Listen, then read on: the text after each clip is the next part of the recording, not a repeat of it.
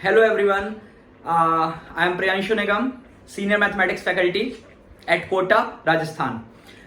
मैंने बड़ी खुशी के साथ आपको बताना चाहता हूं कि 2 सितंबर मतलब कि आज की डेट में जो मॉर्निंग शिफ्ट में जेई का पेपर हुआ था उसके 100% क्वेश्चंस रिट्रीव कर लिए गए हैं। मैंने एक लाइव सेशन रखा था शाम को अराउंड 4:30 बजे के 5 बजे के आसपास मेरी क्लास खत्म हुई थी, उसके तुरंत बाद उसमें मैंने आपको 20 क्वेश्चन तो पूरे करके बताए हैं उस वीडियो के अंदर, और एक क्वेश्चन मैंने आपको वर्बली बताया था जो बहुत पूरी तरीके से नहीं पता था।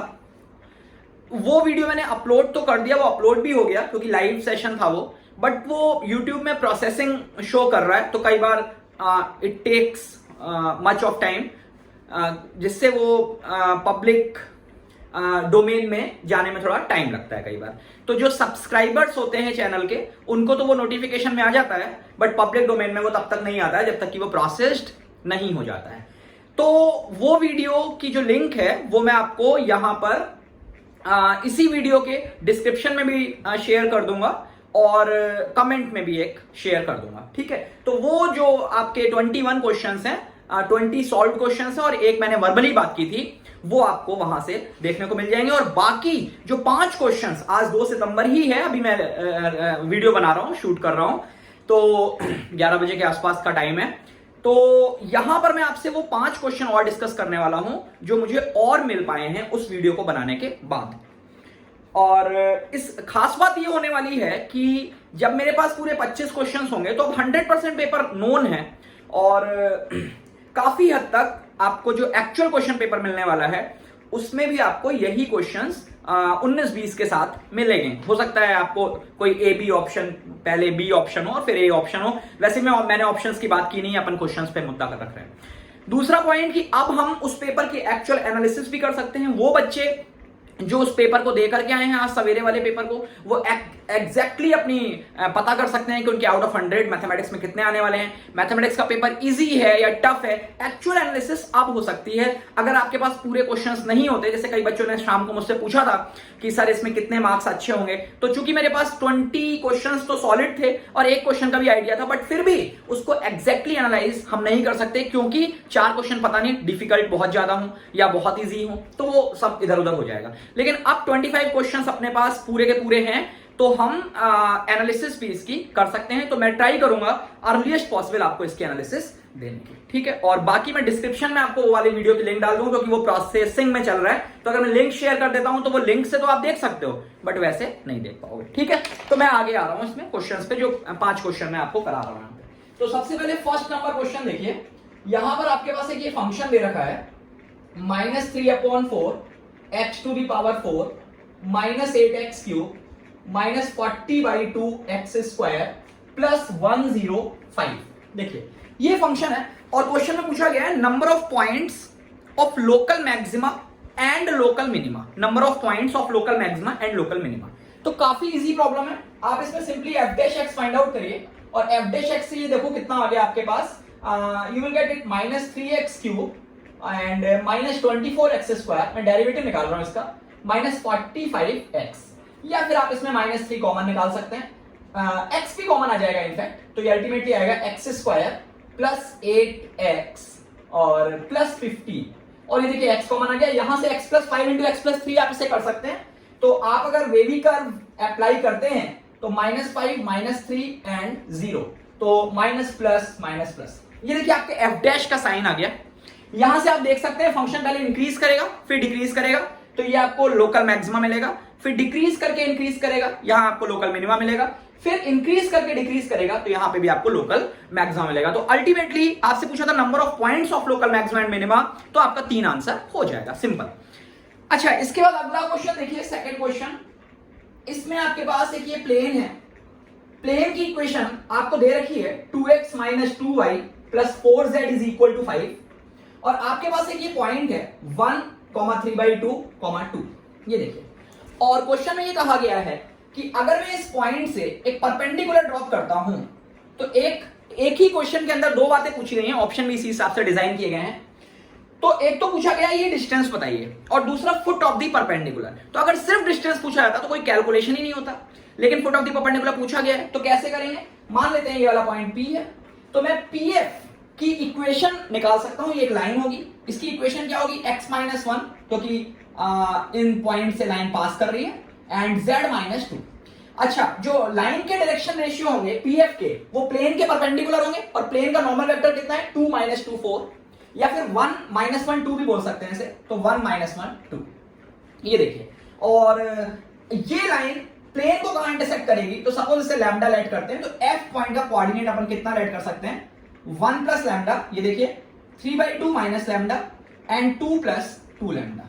और अब अपन क्या करने वाले हैं, ये जो F पॉइंट है इस प्लेन के इक्वेशन को सेटिस्फाई करेगा, तो आप इस पॉइंट को यहां रख दीजिए, you will get the value of lambda. और जैसे ही लैम्डा मिला तो आपको फुट ऑफ द परपेंडिकुलर के कोऑर्डिनेट्स मिल गए। अब तो आप सिंपल डिस्टेंस फॉर्मूला लगा करके भी PF निकाल सकते हैं, या फिर आप डायरेक्ट फॉर्मूला भी लगा सकते हैं, ax + by + cz + d/√a² + b² + c²। ठीक है, ये हो गया। तो ये भी काफी इजी प्रॉब्लम थी।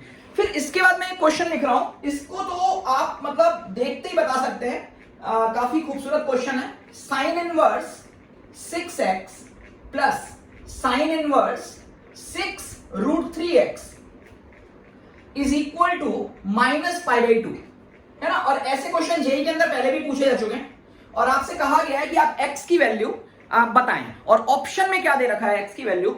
एक ऑप्शन है 1/12, एक ऑप्शन है 1/12, मैं यहां लिख देता हूं, और एक ऑप्शन है -1/12, -1/12, और एक ऑप्शन है +-1/12, और फोर्थ ऑप्शन है नन ऑफ दीज। ठीक है, तो एक बात आप खुद सोच सकते हैं कि जो sin इनवर्स 6x है वो एक इंक्रीजिंग फंक्शन है। sin इनवर्स x अगर आप देखें तो इंक्रीजिंग है, sin इनवर्स 6x भी इंक्रीजिंग है, और sin इनवर्स 6√3x भी एक इंक्रीजिंग फंक्शन है।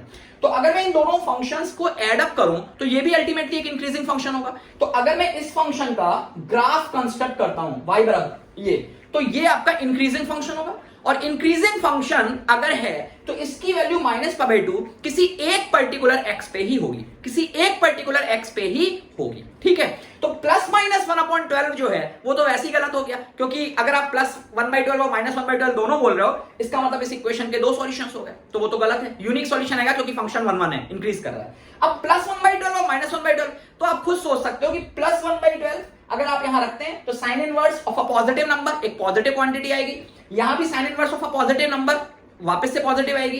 इन दोनों को ऐड करके आपको -π/2 मिल नहीं सकता। एक बार -1/12 को अगर आप चेक करेंगे तो यहां -1/12 रखते हैं तो sin इनवर्स -1/2 -π/6 आ गया, और अगर यहां पे -1/12 रखते हैं तो -√3/2, देखिए -60 डिग्री और ये -30, कुल मिला के -90 डिग्री। तो -1/12 आप बड़ी आसानी से इस क्वेश्चन को कर सकते थे, कुछ भी खास इसमें नहीं था। अच्छा, इसके बाद मैं अगले क्वेश्चन पे आ रहा हूं। ये क्वेश्चन कॉम्प्लेक्स नंबर से रिलेटेड है।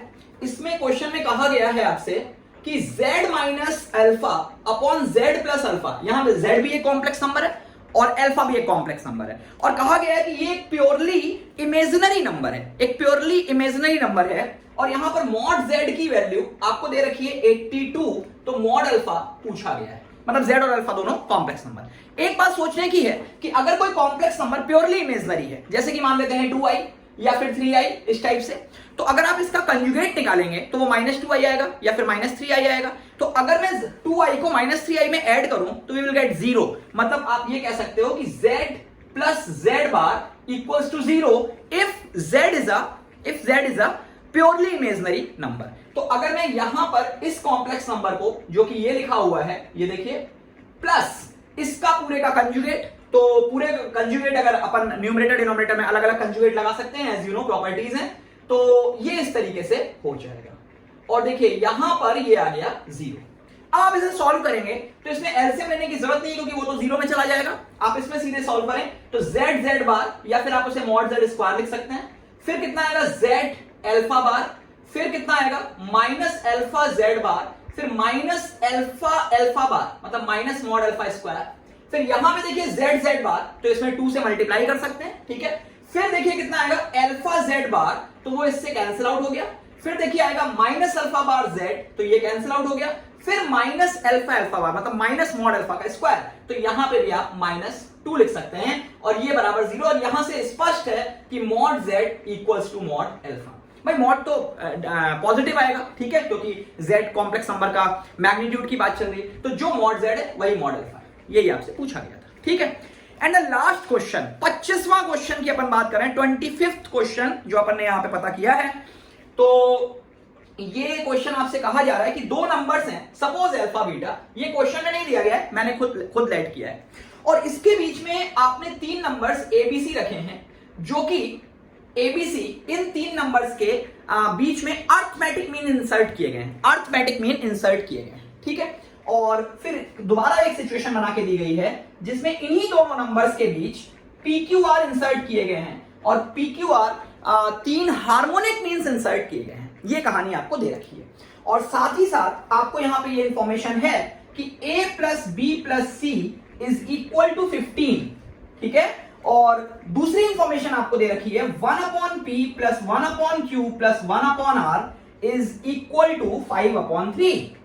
तो आपसे नंबर्स पूछे हैं, मतलब आपसे अल्फा और बीटा की वैल्यूज पूछी गई हैं, ठीक है। तो कैसे कर सकते हैं, देखिए सबसे पहली बात तो ये कि अगर ये एम्स इंसर्ट किए गए हैं, अर्थमेटिक मीन्स हैं, तो b को मैं 2b is equal to a plus c बोल सकते हैं, and a plus C is equal to alpha plus beta बोल सकते हैं। एपी का कंसेप्ट है, अपन सिंपल लगा रहे हैं, या फिर आप सिंपल ऐसे सोचो कि अल्फा क्या हो जाएगा, b माइनस 2d, है ना, बीटा क्या हो जाएगा, b प्लस 2d। तो अगर मैंने यहां पे अल्फा प्लस बीटा किया तो वो 2b के बराबर आएगा, 2b के बराबर आएगा, ठीक है। तो ये देखिए 2b के बराबर आ गया, और 2b is equal to a plus c होगा, मतलब a प्लस सी को अगर मैं 2b से रिप्लेस कर दूं तो 3b इज इक्वल टू 15 और b इज इक्वल टू 5, तो b इक्वल टू 5 या फिर इसको आप 10 बोल सकते हैं, ये देखिए, ठीक है। अच्छा, अगर अपन यहां पर बात करते हैं तो ये PQR हार्मोनिक मीन्स इंसर्ट किए गए हैं, तो मैं कह सकता हूं कि 1/अल्फा, 1/p, 1/q, 1/r और 1/बीटा, ये आपकी एक अर्थमेटिक प्रोग्रेशन हो जाएगी। अब फिर से वही कंसेप्ट अगर लगा देते हैं अपन कि 1/q है ना, 1/q, ध्यान से देखना यहां पे भैया, 1/q यहां पे मैं कर देता हूं is equal to 1/p plus 1/r and that will be equal to 1/alpha plus 1/beta। तो ये देखिए 1/alpha plus 1/beta। अच्छा, एक खास बात ये कि चूंकि ये एक अर्थमेटिक प्रोग्रेशन बन रही है, तो 1/p plus 1/r can be replaced by 2/q, है ना भाई, ABC AP में है तो 2b is equal to a plus c, तो this plus this is equal to 2/q, तो 1/p plus 1/r is equal to 2/q, तो ये कुल मिला के हो गया 3/q, तो 3/q is equal to 5/3, 3/q is equal to 5/3, तो 1/q जो आएगा वो 5/9 आएगा, तो मैं इस 1/q को 5/9 से रिप्लेस कर सकता हूं, तो यू विल गेट 1/अल्फा प्लस 1/बीटा इज इक्वल टू 5/9, या फिर आप इसे लिख सकते हैं alpha plus beta is equal to 5 alpha beta upon 9, और अल्फा प्लस बीटा आपको ऑलरेडी पता है कि ये 10 है, तो अगर मैं इसको 10 रख देता हूं तो आप देख सकते हैं कि alpha beta is equal to 18। ये देखिए, now this question is quite easy. Alpha beta आपको 18 मिल चुके हैं, अल्फा प्लस बीटा आपको 10 दे रखा है, आपको इन दोनों इक्वेशंस को सॉल्व करके अल्फा बीटा निकाल लेने हैं। आप इसको सिंपल क्वाड्रेटिक इक्वेशन से भी कर सकते हैं अगर आप अल्फा बीटा निकालना चाहें, एक तो सिंपल बीटा की वैल्यू सब्स्टिट्यूट कर दें, या फिर मैं एक क्वाड्रेटिक इक्वेशन इस टाइप से लिख सकता हूं 10x प्लस 18 इक्वल्स टू 0। ये देखिए, और हम कह सकते हैं कि इस क्वाड्रेटिक इक्वेशन के रूट्स हैं alpha beta, because sum of the roots is 10 and product is 18, तो आप यहां से जो दो x की वैल्यूज निकालेंगे इस क्वाड्रेटिक से, वही आपके अल्फा बीटा हो जाएंगे। तो देखिए, ये आपका बाकी के 5 क्वेश्चन भी यहां पे समाप्त होते हैं, और अब मैं आपको फर्स्ट पेपर की ट्राई करूंगा कि एक एनालिसिस कि कितने क्वेश्चन आपको सही में करने चाहिए जिसमें हमारी ठीक ठाक रैंक मैथमेटिक्स के पॉइंट ऑफ व्यू से हम एक्सपेक्ट कर सकें, ठीक है। ये क्वेश्चंस मैंने इसीलिए लगाए हैं कि आने वाले समय में जो आने वाले पेपर्स हैं उसमें बच्चों को जो बेनिफिट मैक्सिमम हो सके मेरी तरफ से वो हो जाए, क्योंकि हमेशा बच्चे ही अपनी तरफ खींचते रहते हैं, उसी खिंचाव की वजह है कि ये 5 क्वेश्चन मुझे मिले, तो मैंने सोचा इसको भी शेयर कर देता हूं। Okay, all the best. जिन लोगों का अभी आगे एग्जाम्स हैं और जो लोग ऑलरेडी एग्जाम दे चुके हैं वो बिल्कुल चिंता मुक्त होकर के जेईई एडवांस की बढ़िया तरीके से प्रिपरेशन करें, और मैं फाइनली कमेंट बॉक्स में और डिस्क्रिप्शन में जो बाकी के 20 क्वेश्चंस हैं और एक वर्बली भी बोला था मैंने उस समय, वो आपको लिंक मैं यहाँ पे शेयर कर दूंगा। वैसे वीडियो प्रोसेस होने के बाद आपको वैसे भी वो दिखने लगेगा। Okay, bye, all the best.